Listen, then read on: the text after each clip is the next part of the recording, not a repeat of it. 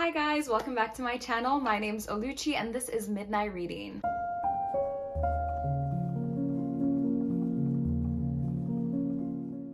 Even with how much I read, when I look at books with like 500 plus pages, sometimes it can be a little bit daunting. And it can be so daunting that you find yourself not reading at all. You want to read this book because it's interesting. Once I see it's 600 pages, I'm like, and I'll be like, I'm going to read this soon. And because I keep on pushing it back, I might end up not reading anything at all. And I feel like summer is a perfect time to read numerous books that you haven't gotten the time to read all year round. So that is why I've created a list of my 5 short favorite books that are literally under like 300 pages. Some of them are even like 100 and something pages on this list. So these are books that you can literally read in the span of like 2 hours or not more than 4 hours. I have created this list making sure that I took into account that yes, we all like different things, and that is why I have 5 genres for 5 different books. So without further ado, let's hop into the video. The first novel on my list is a non-fiction novel, and it's a novel I actually read last year that I absolutely loved and enjoyed, and that is The Mountain Is You by Brianna West. This novel is literally so beautiful. It's breathtaking. You should just go through the experience of reading this novel like you're just embrace it, and you'll find yourself by the end of this novel a person that's much different, or just a person with a different change of perspective. The Mountain Is You basically tells you that to achieve those dreams that we want to achieve so much, in order to succeed and go the distance, we don't only have to face the external mountains that are presented to us physically, but the mountains that are internal. And these mountains could be trauma, could be PTSD, could be depression, could be insecurity, could be codependency. The Mountain Is You basically tells you that literally the mountain is you. Once we master these internal mountains, we can in turn also master ourselves.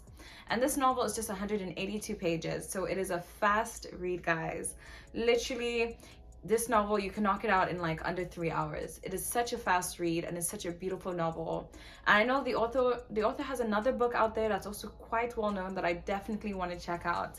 So if you guys haven't already read The Mountain Is You by Brianna West, go ahead and put it on your TBR list because it's freaking fantastic. The next novel on this list is pretty well known. It's a little bit weightier than the other novels on this list. This novel is actually 385 pages, I believe, so it's a little bit chunkier than the rest of the novels on this list. But because it reads like a fast novel, like once you're in the story, you're in it. Once you're in the story, you're in it till it's finished. And it's under the genre of romance. Some people tend to argue that this novel is not a romance novel, and I'll explain why once I tell you the novel's name. The novel that I chose to add to the romance section of this list is It Ends With Us by Colleen Hoover. I know some people don't like to classify this novel as a romance novel, but I actually believe it is. Romance comes in different forms, and I believe by the end of the novel, our main character Lily was able to get the romance that she freaking deserved. It Ends With Us follows the story of Lily. Lily basically moves to Boston after college in order to reshape her life. She meets this neurosurgeon called Ryle, who is ambitious, assertive, handsome, and rich. So she meets him, they fall in love, they have this connection in the beginning. Various things happen in the relationship that I don't want to spoil, but just disclaimer that this novel does deal with serious issues like sexual assault, abuse, but Lily actually had a childhood love growing up called Atlas, and Atlas also makes an appearance later on in the novel, and we get to see what this damaged boy when he was younger turns out to be. And this novel is just, I read it in the summer of 2021, and I absolutely loved this novel. This was the first Colleen Hoover novel that I read, and I really enjoyed it. I love what the title stands for, It Ends With Us. I think it's a very powerful title, and you would probably think the same thing once you finish reading it. So it is just a nice light summer read. A bit heavier than the rest of the novels in this book since it stands at 385. But because once you're into the story, guys, I promise you, once you're into the story, I read this novel in literally 3 hours. And I'm not a fast reader. I do not classify myself as a fast reader. I know there's some people on BookTube that literally read like 12 books. 12 books in a month. Maybe one day I'll be one of those people. I'm actually gunning for that in the month of August or July. Maybe more than 10 books I'll read in the month of August or July. But that hasn't happened yet. So I don't think I'm a fast reader, and I got through this book like this, and it's 385. So I absolutely love this novel. I think it's one of Colleen Hoover's best works. And I feel like if you're trying to get to know her as an author, if you keep on hearing the name Colleen Hoover, Colleen Hoover, Colleen Hoover, and you don't know what book to read by Colleen Hoover first, I definitely recommend It Ends With Us. It's just the best entry novel for Colleen Hoover fans or aspiring Colleen Hoover fans. The next novel on my list is under the genre of classic. So while I was searching for classic novels, I specifically wanted a classic novel that was short and not too obscure, something that was a little bit well known, but still short, that it could be read in a small amount of time. And out of all the classics that I've read, I love a lot, but I feel like there's one that fit those criteria, where it was short and it was enjoyable, is Animal Farm by George Orwell. Animal Farm by George Orwell is one of my favorite classics of all time, just because of what it represents. It's a satirical, allegorical novel about class and how our class impacts us not only physically, but also intrinsically and psychologically. This book tells a story of a group of farm animals who rebel and revolt against their human farmer because they want to create a society where all the animals are equal, free, and happy. I just love this novel because I feel like it's such a great representation of society. I feel like, not to get political, but I feel like society cannot function without order and a leader. Without order, a leader, and structure. Animal Farm challenges that idea of we don't need order, structure, or a leader. We can be happy, equal, and free without any of those things. I just thought it was like so interesting how the novel just challenges that idea and what happens when these animals don't have structure, don't have order, and don't have a leader. If you're somebody that's very into things like metaphors, allegories, satire, this novel is definitely one for you. It is so good. It was recommended to me by a teacher like when I was in high school, and I read this novel in literally like an hour and 30 minutes, and I kid you not, I was like, whew.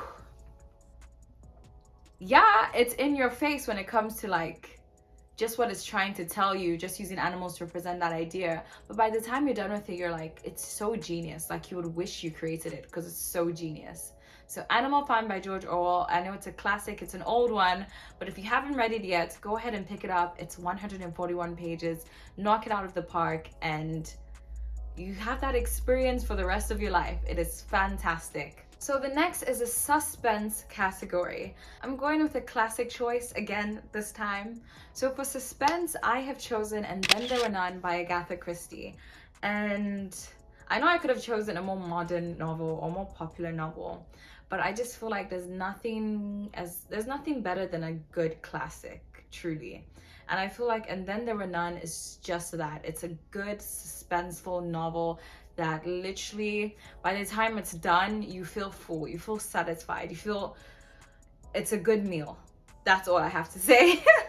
So this was my first Agatha Christie novel, and I read this like when I was 14 or 15, but it stayed, like it's so good.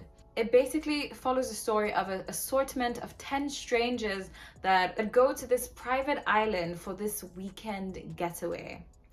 But the one thing in common with these 10 strangers is that they have interesting backgrounds. And these backgrounds, they've done things that not all of them are proud of. And there's also a secret among these guests that will seal their fate. A murder has happened, and one of these 10 strangers committed that murder. Or maybe all of them did? So basically, And Then There Were None follows the nursery rhyme. I don't know if you guys, I don't really know it, but I'm gonna read like a line of the nursery rhyme. So the nursery rhyme goes like this. 10 little boys went out to dine. One choked his little self, and then there were 9. 9 little boys sat up very late. One overslept, and then there were 8. So that's a nursery rhyme, and basically the way the deaths happen between these 10 strangers is exactly how the nursery rhyme goes. It's absolutely like bone chilling. how everyone was like, who did it? Who did it? Who did it? So one by one, each guest falls prey to the attacks of the person that is trying to get to the bottom of who committed this murder. And before the weekend is out, there might be nobody left. So this is like just your, if you're somebody that doesn't mind reading classics and you don't mind withdrawing yourself from all the mainstream novels that are out there that are also great, but just have such a huge fan base that sometimes like you're one of those people that you might not like all the novels that are mainstream at times, and I can be like that. I recommend maybe looking at good classics, and Then There Were None is one of, and Then There Were None, and this classic by Agatha Christie, And Then There Were None, is just one of those classics that literally stands the test of time. You can read it in 2030, you can probably read it in the next century and still enjoy it. It's just one of those novels that I feel like it never gets old. It's just so nice, so suspenseful, so good, and that is why it has taken the suspense category in my list. This novel takes the young adult category on my list, and that is Speak by Laurie, Hulse, and Anderson. I read this novel at the perfect time. I think the perfect time to read this novel is like high school. You can read it anytime, but I just felt like I'm so happy I read it when I was in high school. This novel basically, trigger alert, trigger warning when it comes to this novel. It also deals with sexual assault and rape and basically the complications and the consequences that come with dealing with such terrible thing. So this novel follows the story of Melinda.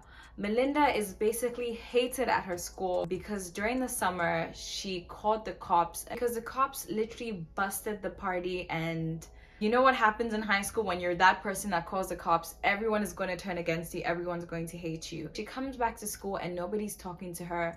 Nobody is her friend. She's literally alone. And what people don't know is that she was raped by an upperclassman. And that is why she called the cops, and that's why she called the police on him. And her healing process actually doesn't start until she has another confrontation with him, and this time she actually like really stands up for herself, and that is when her healing process starts. So Speak by Laurie, Hulse, Anderson is a very popular novel. I feel like it's been read by millions around the world. It's very popular. It has 224 pages, so it's a fast but extremely impactful read. It's one of those stories that are going to stay with you forever. Like, I read it in high school and I literally adored it so much. I feel like it's a novel that every single girl should read, or everybody should honestly read. She's also the author of Winter Girls, which is another favorite of mine, and it's also quite another short novel really. So this novel stands at 224 pages, extremely deeply impactful, and will stay with you long after the last page has been turned. So that brings me to the end of this video. Those are my 5 short novels that you can literally finish in under 3 hours or 4 hours. These are novels that have not only impacted me, but they were also really, really easy to get through, and they were just quick reads all in all. So if you guys have read any of the books on this list, go ahead and tell me which one you read in the comment section below, and tell me whether you liked it or you didn't like it, and which book out of all the books I've mentioned on this list you guys are most interested to read. I love reading all your comments, and if you guys love this video, go ahead and give it a thumbs up. And if you haven't joined the family, then what are you doing? Go ahead and subscribe and join the family so you can get more videos like this. Thank you guys so much for watching, and I'll see you in the next video. Bye!